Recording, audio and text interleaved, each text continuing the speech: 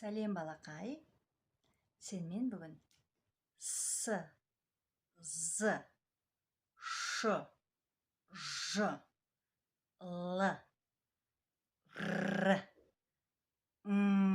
дыбыстарын дұрыс айтуды үйренеміз. Көрдің бе? Сен кейде осылай бірнеше дыбыстарды дұрыс айта алмағандықтан, сенің дыбыстарың дұрыс шықпай, сөздерің анық естілмейді. Сол себептен бүгін мен сен үшін осы сабақты дайындап отырмын.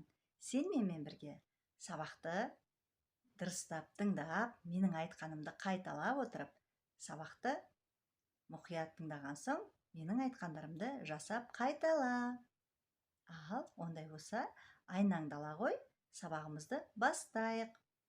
Кәне, ертегі түрінде айтып көрейікші. Ертегі түрінде айтсақ, ол жерде бізге керекті дыбыстар бар екен. Тіл жаттығуын, артикуляциялық жаттығуларды ертегі түрінде айтып жалғасын табайық.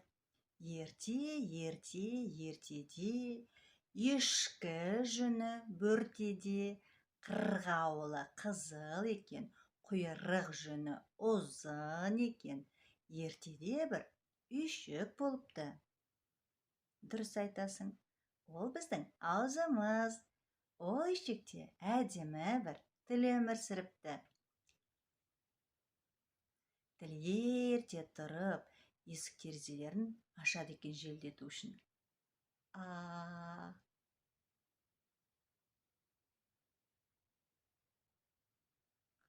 Содан кейін ол тіс щеткасын алып, тісін жуады.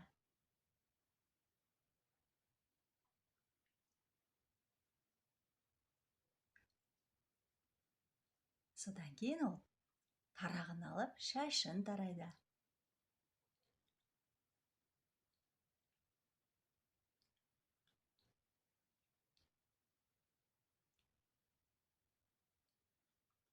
Содан кейін ол өзінің жақсы көретін күрешкесіне шай құяды.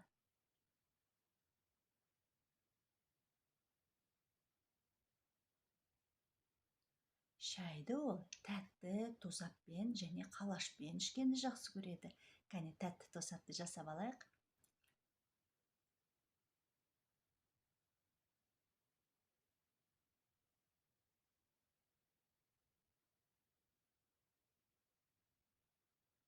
Қалаш.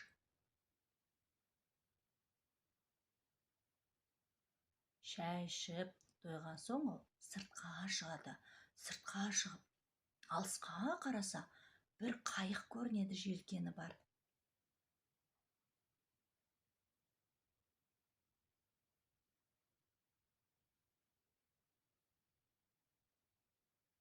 Сөйтсе, ол қайық емес, елес екен. Ол өзінің жақсы көретін добын алады да, әрі-бері теуіп ойнайды.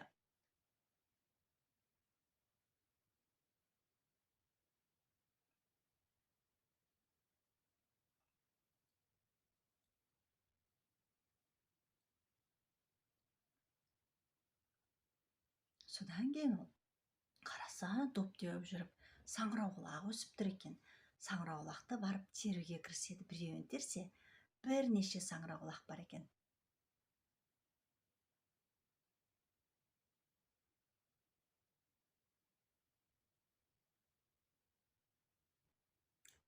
Содан кейін ол саңырауқұлақ теріп жүріп, кішкентай баян тауып алады.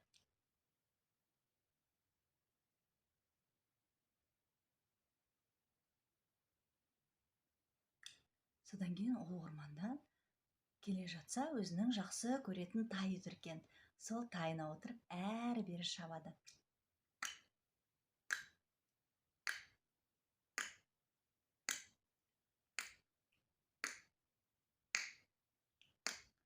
Содан кейін бір кезде тоқылдақтың дауысын естиді. Б, б, б, б, б, б, б, б, б, б, б, б, б, б, б, б. Сөйтіп, ол достарына бармақ болады. Бұл қай жақтан шығып жатқан дауыс екен деп, машинасына барып, машинасын отталдырмақ болады.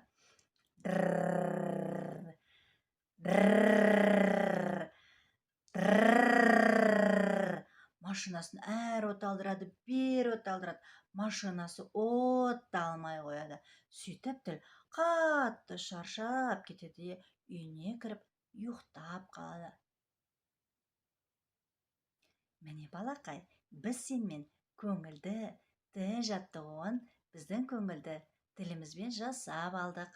Балақай, сен дауысты дыбыстарды ерніңді әртүрлі қалыпқа келіп, күліп, аузыңды қатты ашып, әдемі айтып үйренесің. Осы дауысты дыбыстарды біз өзіміздің дұрыс айта алмай жүрген с, з, ш, ж, р, л, дауыссыз дыбыстарымызға қосып, әдемілеп айтайық. Кәне балақай, кеттік, бастайық. Ас, са, ос, со, ус, су,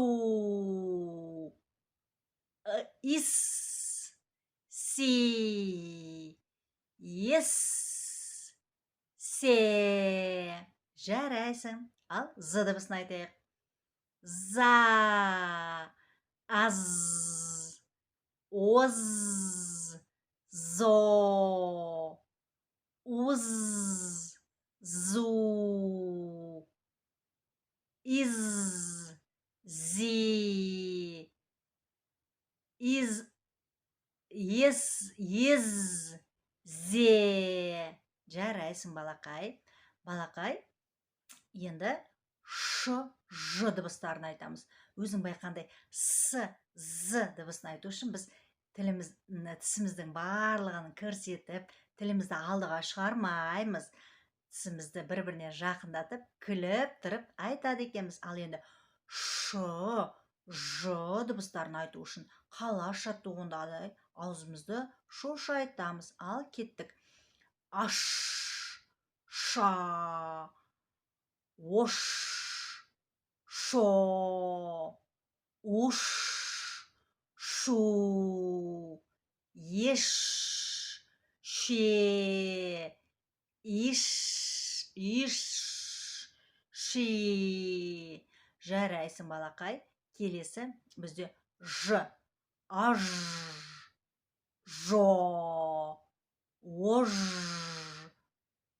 жо, уж, жу, иж, жи, еж, же. Жарайсың балақал. Ал енді л дыбысын айтайық. Егер сен мүлде лны айта алмай жатсаң, мен құсап тіліңнің арасына ақырын ғана деп тісіңнің арасына тіліңді қысуың керексің. Ал егер біз лны айта алатын болсақ, онда л дыбысын айту үшін біз тілімізді жоғарғы таңлайдың арт жағына көтереміз. Л. Көрдің бе? Ал кеттік ондай болса. Ал, ла, ол, ло, ул, лу, ил, ли, ел, ле. Жарайсың балақай. Ал енді рын айту үшін біз міндетті түрде тілімізді дірілге келтіру керекпіз. Кеттік ал. Ар, ра. Аузымызды кең ашамыз. Ор, ро, ур, ру, ир, ри, ер, ре. Жарайсың балақай. Аузыңды міндетті түрде кең аш. Сол кезде сенде р дыбысы әдемі шығады екен. Ал енді дыбысын бізде көбінесе н дейді. Қараңдаршы, н дыбысын айту үшін бізді тіліміздің ұшы жоғары көтеріледі. Қараңдаршы, н. Ал дыбысын айту үшін бізде тіліміз астыңғы тістің арт жағына барып тақалу керек екен. Кәне кеттік. Аң, ңа, оң, ңо, оң, ңу, иң,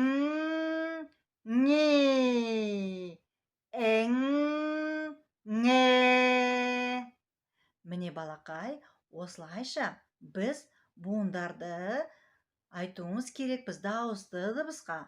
Біз дауыссыз дыбыстарды қосу арқылы әдемі буындарды айтып үйрендік. Міне балақай, сен де менің артымнан қайталап, бірнеше рет ерінбей қайталап жасай ғой. Балақай, қазір сенмен буын ұйқастарды дұрыс әдемі айтып үйренеміз. С, З, Ж, Ш, Л, Р дыбыстарына арналған буын ұйқастарды менімен бірге қайтала. Са, ызыңдайды маса. Ас, көздің үсті қас. Аз, ыстық болды жаз. З, апам салды жүзік. Шу, апам шашты шашу. Үш, дәмді екен күріш. Жо, жарқырайды жұлдыз. Жа, жастанамын жастық. Жарайсың. Ла, биік ұшты шағала. Ыл, зообақта маймыл. Ра, бал жинайды ара. Ер, тоқтар аға ғарышкер. Жарайсың балақай, сен де тура осылай айтты деген ойдамын. Балақай, екеуміз енді бірге жаңылтпаш айтайық. Жаңылтпаш айтып, жаныңдағы адамдардың барлығын жаңылдырып үйренші. Жаңылтпаш саған өте пайдалы екен, ұмытпа. Ал кәне, кеттік, бастайық. Есет ата ет асатар. Ет асатса, бес асатар. Кәне бірге қайталайық. Есет ата ет асатар, ет асатса, бес асатар. Жарайсың балақай. Келесі жаңылтпашымыз шалшық, балшық, шалшық. Балшықтан ал шық. Шалшық, балшық, шалшық. Шалшықтан ал шық. Жарайсың балақай. Сен де туралы осылай айтып үйрене ғой. Келесі. Топпала, ойнап жүр топтала. Топпала, көп бала, қуып жүр топтала. Жарайсың балақай. Ал енді келесі тағы бір жаңылтпашымыз. Арал бар. Баралама балалар. Батыл бала баралар. Аралдарды аралар. Кәне қайталайық. Арал бар. Баралама балалар. Батыл бала баралар. Аралдарды аралар. Жарайсың балақай. Міне осылайша осы жаңылтпаштарды жаттап, жатқа айтып, достарыңды жаңылдыр. Сау бол балақай. Осымен біздің сабағымыз аяқталды.